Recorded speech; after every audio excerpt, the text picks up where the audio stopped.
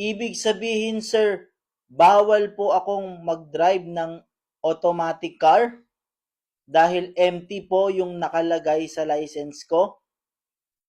Pag-usapan natin ito. Good morning, sir. Ask ko lang, napanood ko po kasi yung video mo.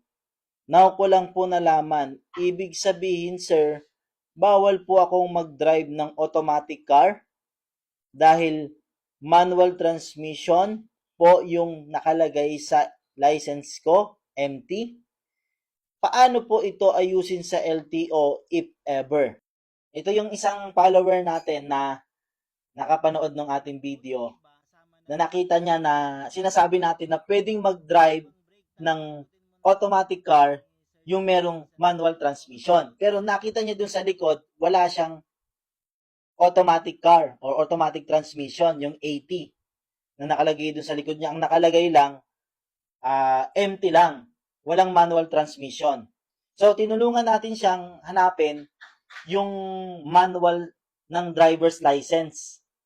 Driver's license classification and vehicle category. Ito, binanggit natin ito nakaraan pero hindi po ito lumabas doon sa video nung nakaraan. Sabi dito, note dun sa baba, sa mga vehicle category, notes, holder of driver's license with empty o manual transmission clutch code are allowed to operate vehicles with automatic transmission 80, while holders of DL with 80 clutch code are not allowed to operate vehicles with manual transmission empty. Paano yun sa kanya? No? Walang nakalagay na 80, samantalang empty yung nakalagay sa kanya. Na po?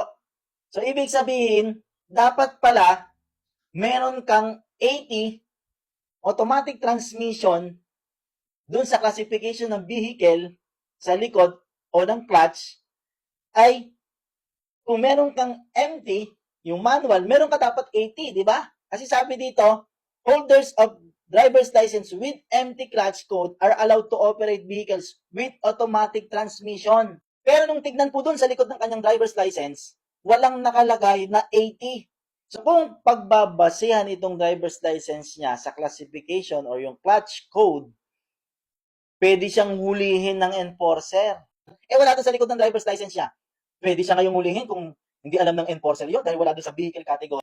Ito po yung nangyari.